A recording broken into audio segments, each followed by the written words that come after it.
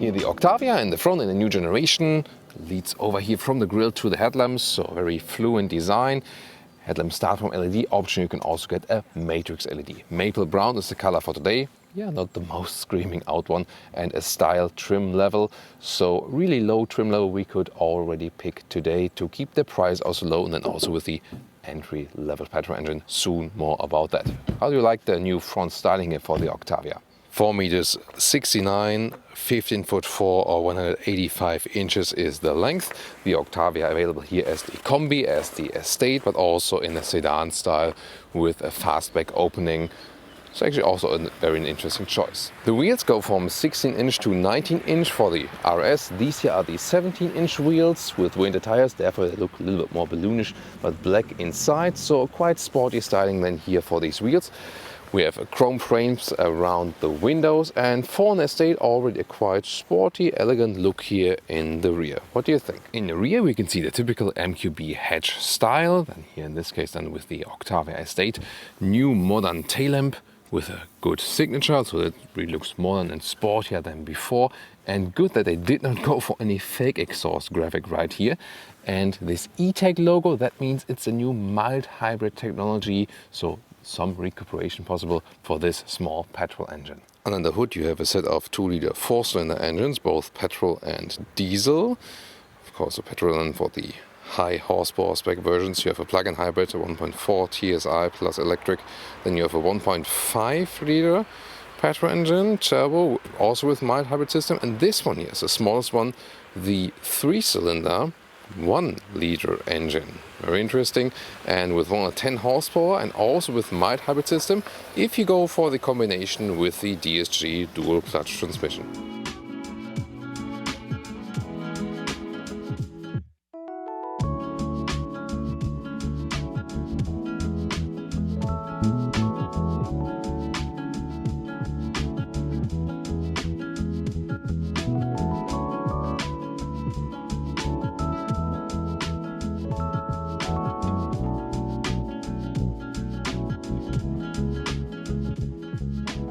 This is the car key. Be careful not to collect too many scratches over the time, and the door closing sound. Nice, very solid. The interior here, soft touch at the inside of the doors, and also a nice structure here, high quality, that's cool. And also here this fabric insert at the dashboard, that's really nice. Completely new steering wheel for this generation in a extravagant style, all digital instruments and screens. And these seats here on the style trim level, really beautiful, nice design job. And they also have some kind of a structure. The lower part you can put a little bit longer right here. And they already keep you tight here, shoulder formed out. And yeah, really elegant and good choice and very comfortable. I can already tell you that right now. Getting inside is an easy entry and a nice comfortable seating position on these fabric seats. They really do a good comfort job, and when I put it in the lowest position here with 1.86 or 6'1", there's still enough headroom left, no problem. There's also a panoramic roof available, but not built in this very vehicle here.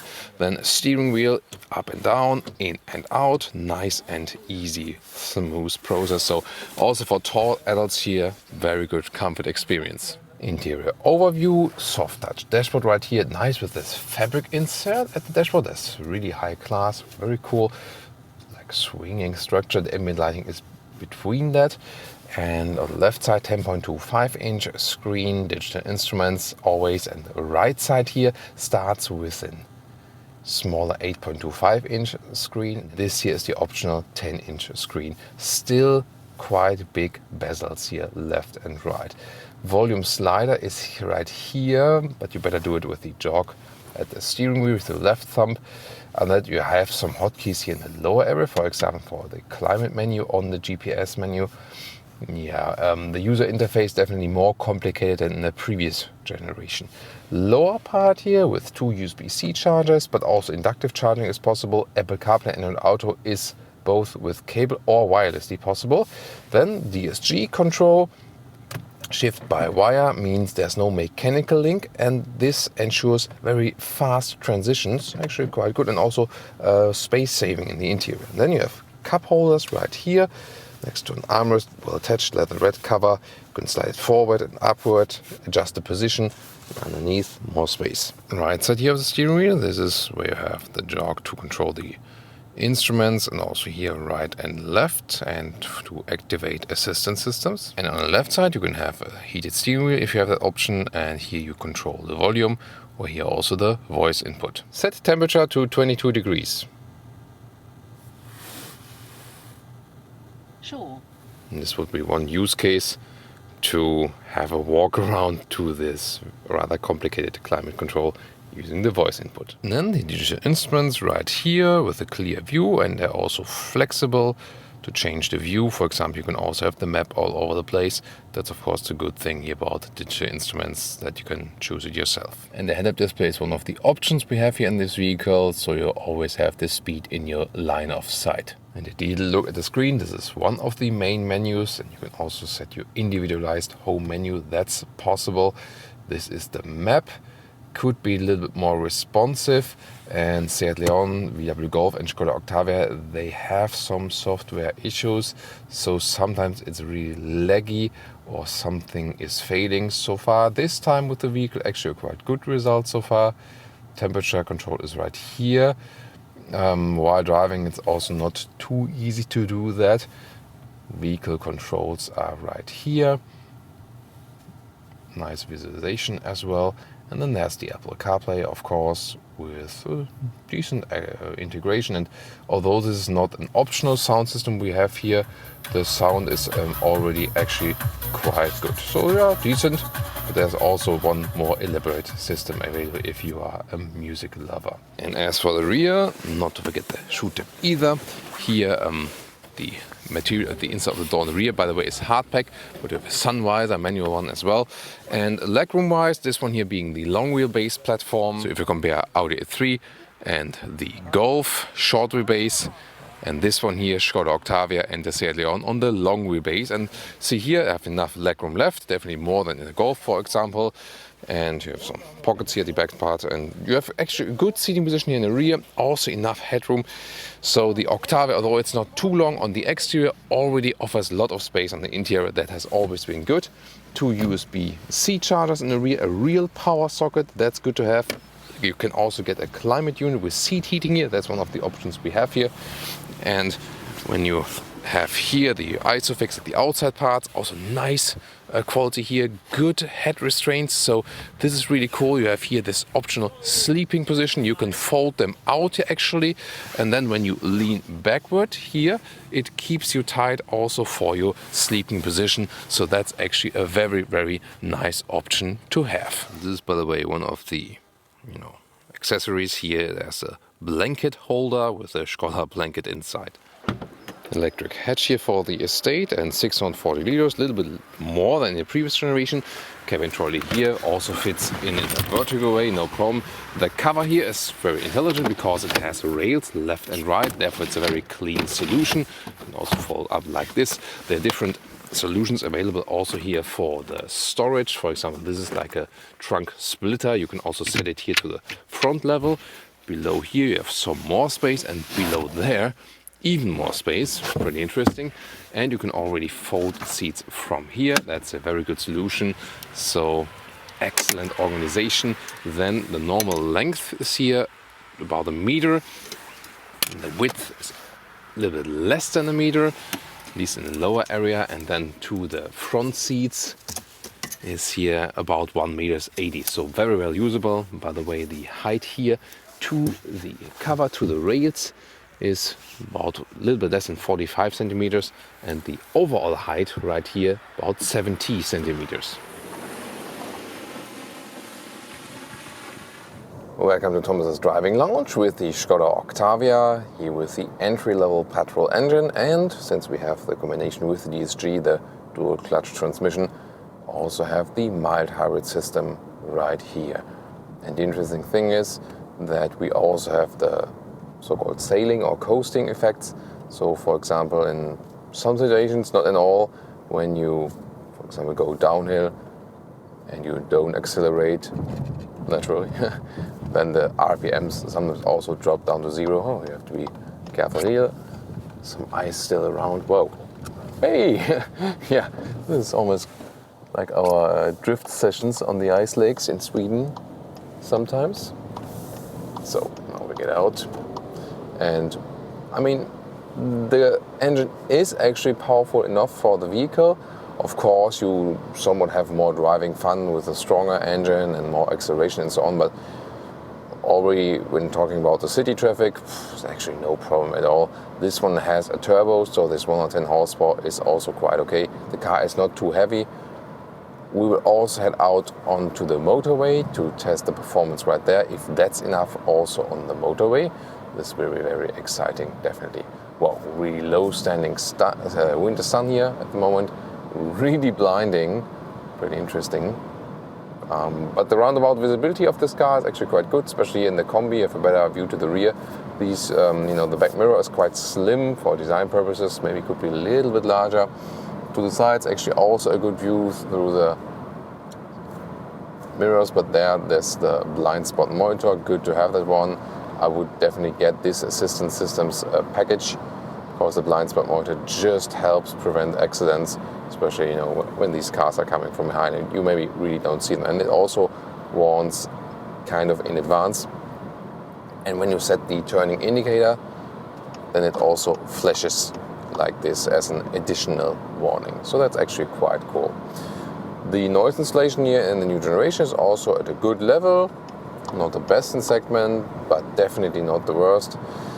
If you ask yourself difference Octavia and Golf, I literally stepped just from a Golf into this vehicle, and therefore I can have like a very good feeling for that.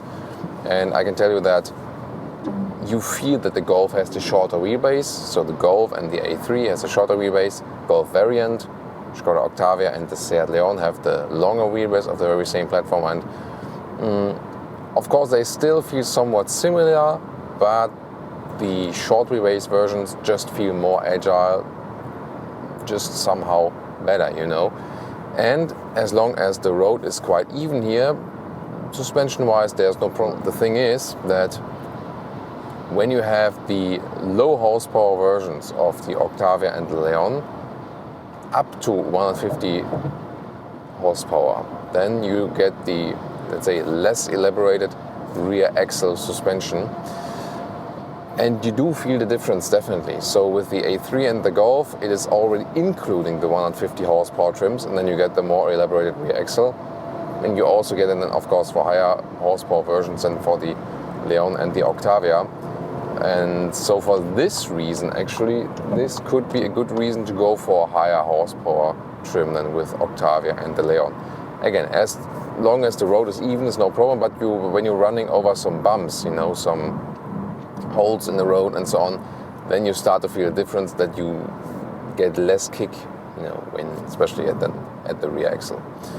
Now here at the motorway in the construction lane, the car's once again very easy to handle. Here the assistance systems go a little bit nuts, because with the lines it's not quite clear, but as soon as we get out here I can show you more of that. In general, the steering is quite light, especially in the normal driving mode, for example. But that's okay, So, for example, when you go to sport mode, you always have to press this mode button here and then select it right there. So there's no other possibility. Sport mode, then the steering has a little bit more response. Also the throttle input is more responsive and so on. So that's definitely a very helpful feature. You can vary it a little bit then. If you have a car equipped with the DCC, dynamic chassis control, then you also get a stiffer suspension than in this case. However, this vehicle here is not equipped with the DCC. If I would go here to the individual mode, for example, and then try to set things, I could actually really vary the DCC, but that's not in here.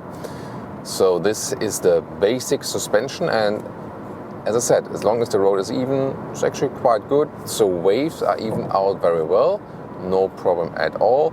Just when you have some fierce bumps, then it would make a difference to have the more sophisticated rear axle and also the DCC, the adaptive suspension. So you can also more vary the driving style. Let's go back to the normal driving mode. And see, switching driving modes in this generation is a little bit more complicated. Let's now go to the sport mode for best throttle input and just see what this engine is able to do. Is it really enough power-wise for this vehicle? We're going to find out right now on our acceleration motorway test, German Autobahn style. We go from 30 kilometers an hour and then accelerate it out. Let's see. After this Golf, it's Poland.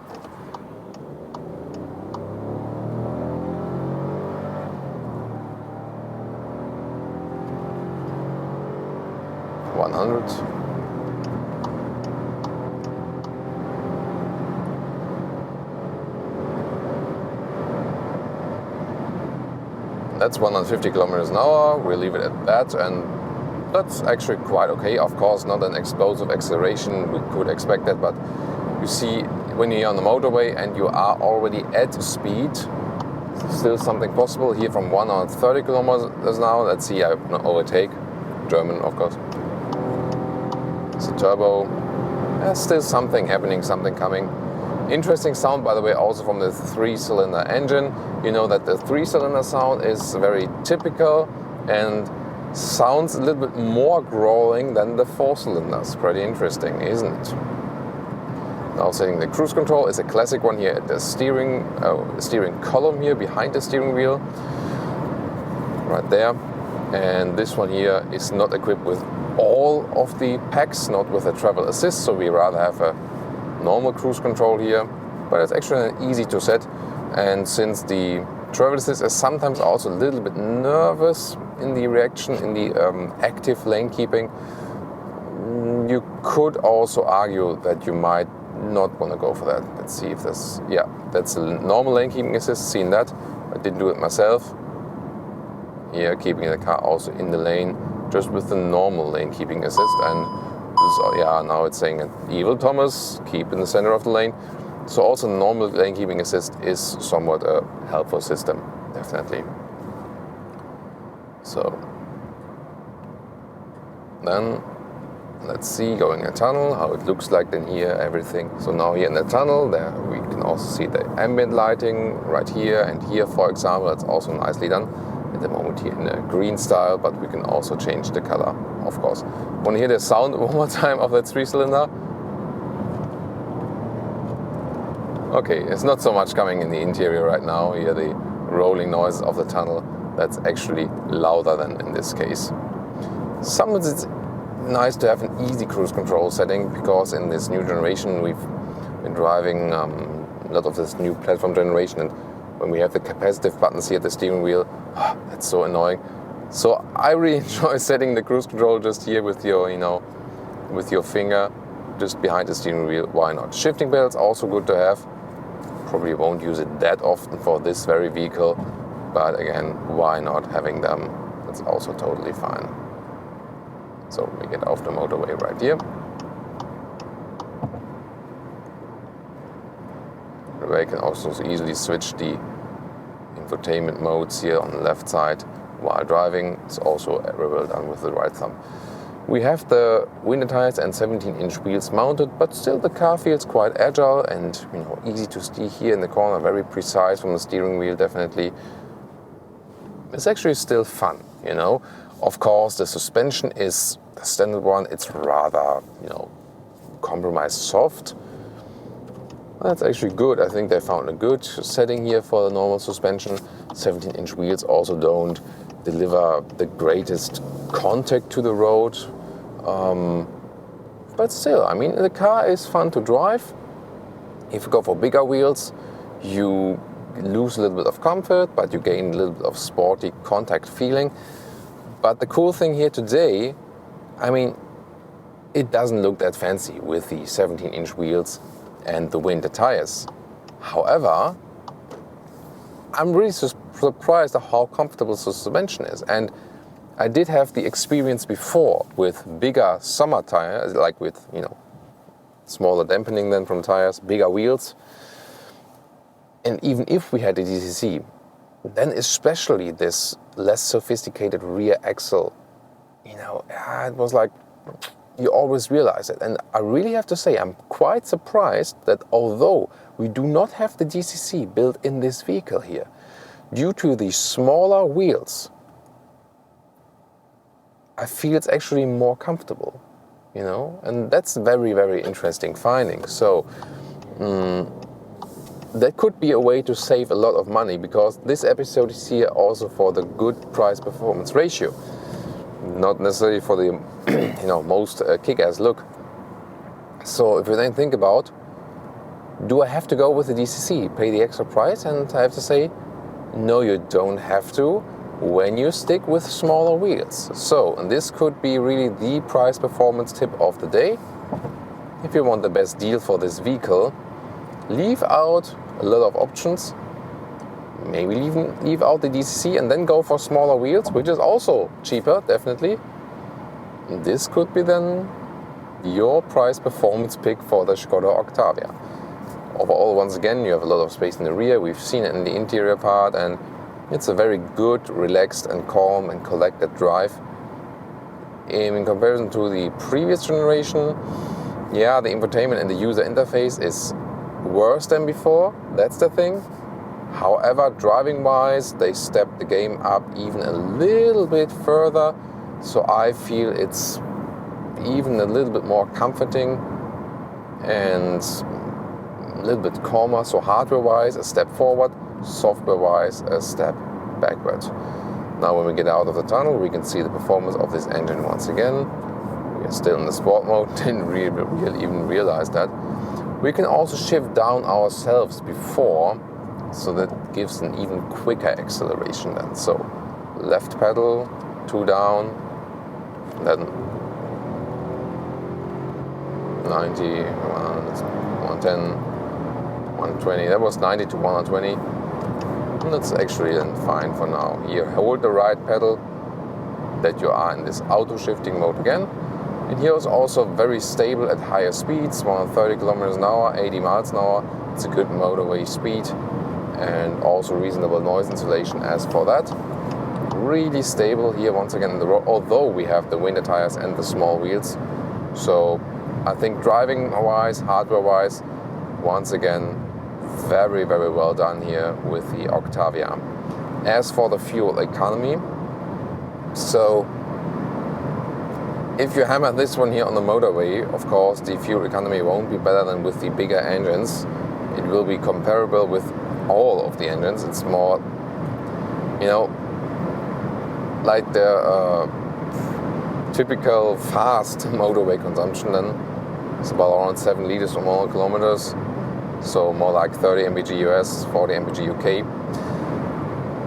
However, we've seen already with the 1.5 liter TSI, and actually, if price is not a problem, I would rather go with the 1.5, because then you don't have to go on so high RPMs, So,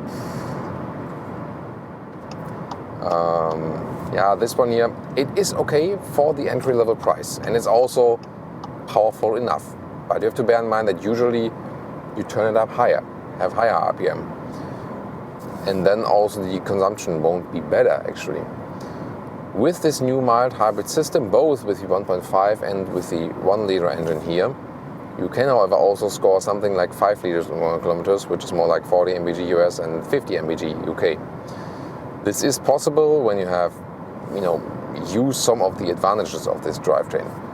Keeping it cruise control on the motorway, then when going downhill, for example, then there's some recuperation happening. There's, by the way, not like a very noticeable recuperation where you would feel like the car would be slowed down or something. But still, when you're going downhill, then you can have some of this recuperation effect, and then electronic consumers and so on are being aided then again by the energy you have gained back, and this brings the consumption down. Also the mild hybrid system, told you earlier, enables this coasting or sailing effect that the RPMs can sometimes drop down.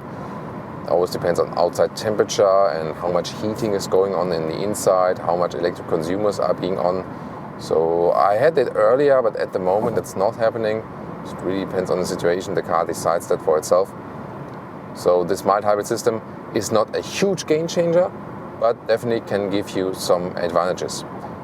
Fuel economy wise, then I have to say, if you have the 1.5 TSI or the 1 liter TSI, it doesn't make a big difference.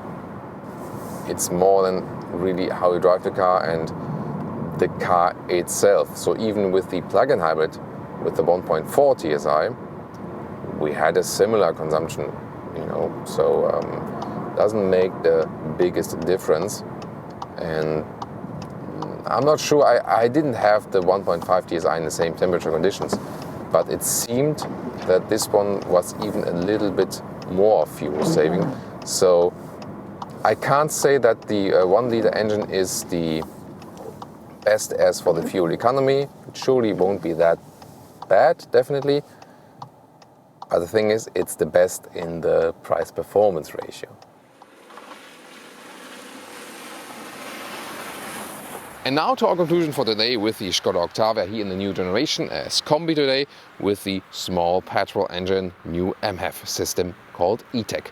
Exterior wise, I think new generation, really nice and sporty looking, elegant in the front. In the side profile, really depends on if you prefer the combi or the sedan version. The sedan already quite practical with this fastback opening and also better looking in my opinion, but the combi also does a good job definitely for the practicability. A lot of space on the interior, good build quality. The seats are really awesome. That's one of the highlights for today. However, software-wise, talked about that a couple of times with this new platform, both for the Golf, also Leon and also the Skoda Octavia. Yeah, software-wise, a step backward, and also the user interface is not that good. So that was better with the previous generation actually. Everything else stepped up the game even further. Good result. Fuel economy here with the small engine is not better than with the 1.5 TSI. So for the best fuel economy, I would really go for the 1.5 TSI MHEV. We've had that before. You can score some good fuel economy with that one, but you also have to turn up the RPM if you want some power out of the engine. It is powerful enough for that vehicle. So it wouldn't be my first pick for the best fuel economy and also not for the driving fun. I think the 1.5 TSI would be the right choice. However, it would be the best pick if you want the best price-performance ratio, because the entry price is for sure even lower here with this engine. So as it stands here right now, less than 40,000 euros, so like 30,000 euros plus, and that's of course a very good price-performance deal. Still, the Skoda Octavia is one of the best price-performance deals here on the market, because you already get a actually quite large car from the inside without being too big from the outside. Thank you so much for tuning in today. Also tune into other Octavia reviews, other engine versions. They will be linked in the video description. See you there.